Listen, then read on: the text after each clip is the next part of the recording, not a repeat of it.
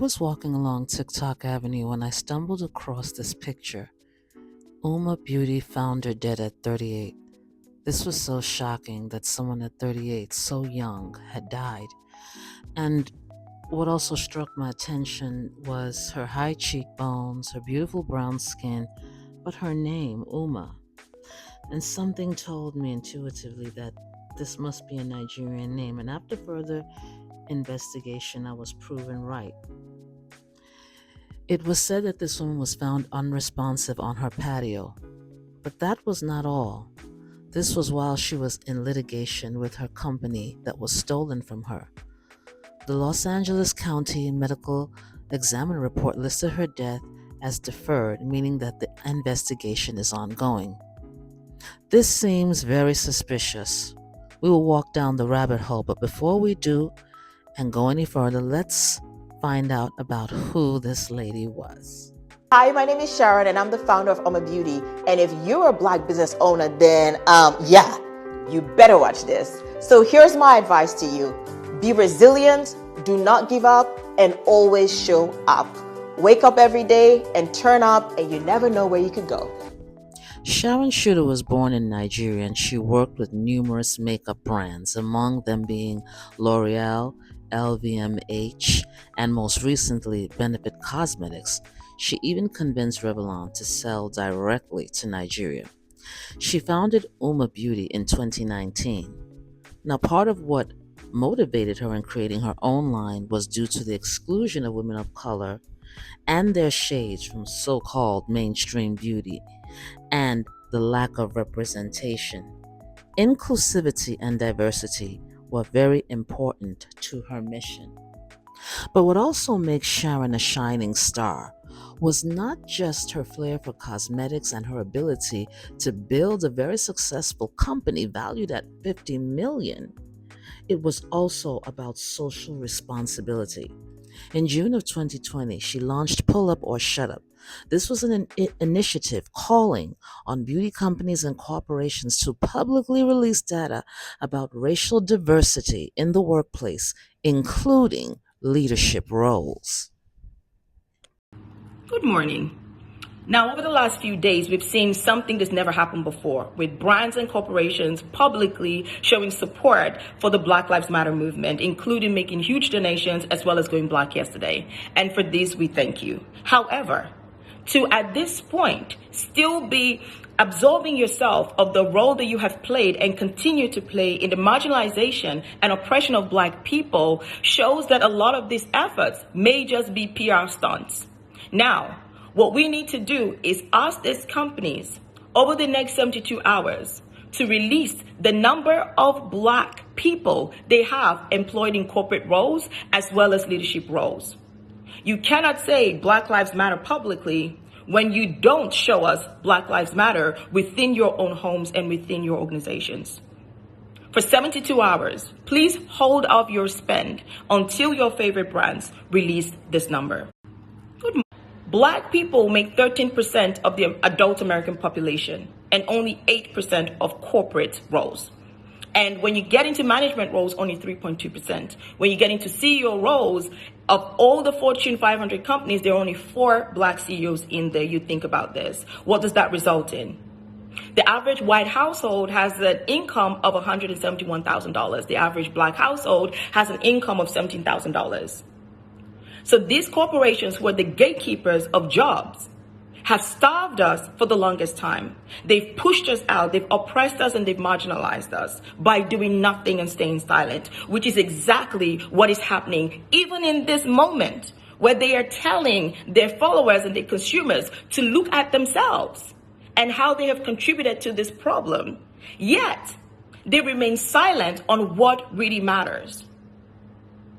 Black people, this is not just any specific industry. This is every industry. They starve us of jobs. And when we go to set up our own businesses, guess what? Only 2% of funding available goes to Black businesses. And when you even look at Black female businesses, 0.06%.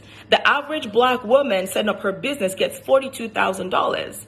Whereas the average white male gets $2.2 million. Think about that. What does that lead to? Poverty, oppression, marginalization leads to desperation. What does desperation lead to? Now you have to do anything available just to survive. This is one of the reasons why we're 13% of the population, but 33% of the prison population. This is one of the reasons why cops come in all guns blazing when they see us, because they assume we're criminals, and we all should be criminals. This is the reason why when we go and look at an empty building, we get shot. Tell your brands to pull up for real this time or shut up.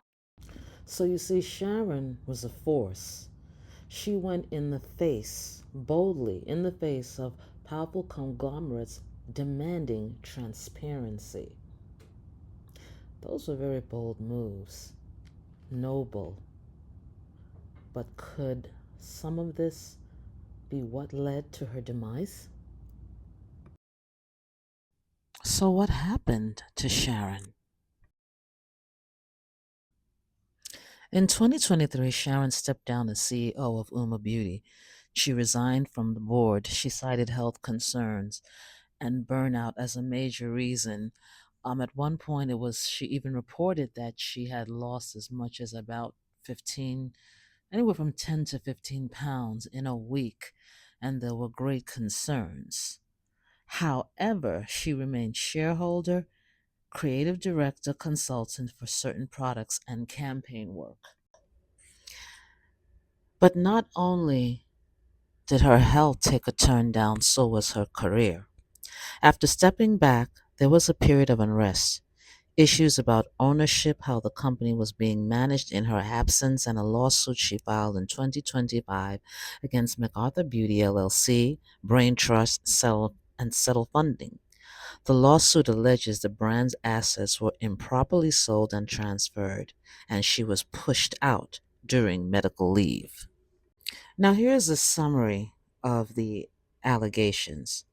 Shooter, the owner of UOMA Beauty, alleges the lender, reported as Settle, exercised the lien on UOMA Beauty's assets to satisfy a loan of $6.2 million. Those assets were later then sold and transferred to entities reported as MacArthur Beauty LLC at a price that was far below what the company was worth in 2022. Another allegation is wrongful removal while on medical leave. The complaint against UMA's operations were taken over and shut down while Shooter was on medical leave.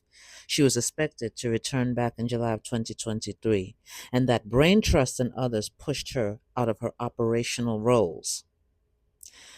Damages and valuation dispute. They also filed assets the company had that had been previously valued much higher, reported at 50 million in 2022, and that the alleged fire sale deprived Shooter of her rightful value and control.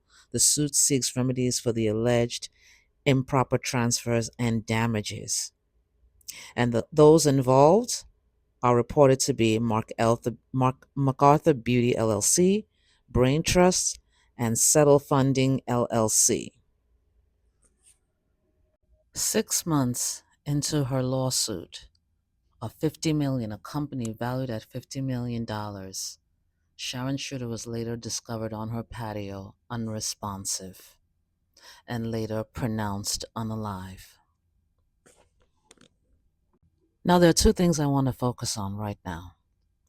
They said the company was sold. The justification of the people who took over, they said it was sold because of a lien, a loan that was taken on for 6.2 million.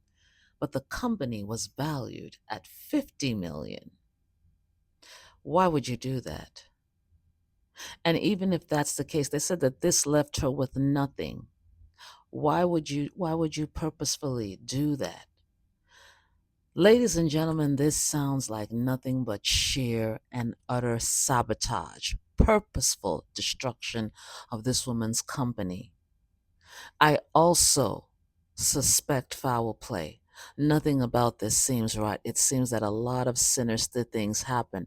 Not only how she was found, but I even go as far as to say her illness. I feel like her illness, probably she was poisoned, something was done to her over time. I'm not saying this, I don't know. That's what it seems to me. And everything I'm saying is an allegation. Even in the lawsuit, it says allegation. So I'm not saying anything definitively. I'm just giving my own conclusions. Nothing about this seems legit. It smells of sinisterism, if there's such a word, diabolical things that took place. And I wonder, was it also because of how boldly she called into corporate America to show equality, inclusivity of black people? Was that part of the problem why she was taken out? Or was this a problem, a case of, well, this is a black woman? Because it's always done to black women in particular, and I'm hearing it to women across the board because of their ability to make money. And now she's gone. Who will fight for this woman? I pray that she gets justice. And I'm saying this, and I don't think any self respecting black person should be buying anything from UOMA Beauty if it's still in existence. And I think it was done purposefully to sabotage her business. And this is a common thing. And this is something that I do not understand. Over and over again, and I'll be doing videos of this, as you see black companies, beauty companies, taken over by white conglomerates. They won't give you loans, just like she said. They won't give you the backing loans, or if they do, it's predatory. They don't want to feature black women. They don't want to put you in the forefront, but as soon as you make money, here they come. A lot of the black hair care products are not owned by they're not owned, they're no longer owned. They're many times developed by black women, but later taken over by other entities. They own them. Can you believe that Afro Sheen and Ultra Sheen are now white owned? Unbelievable. I pray that this woman gets justice. I wonder if she will, because, like the great Malcolm X said, the black woman is the most disrespected and unprotected set of women. Do they just go free, or will she find justice? UOMA, Sharon Chuter, may you rest in peace. Please note, all of this is nothing more than opinions. I'm just giving my conclusion of what I see, and this is purely for entertainment purposes. Again, I am not saying, I'm just giving an opinion. That's it. That's all.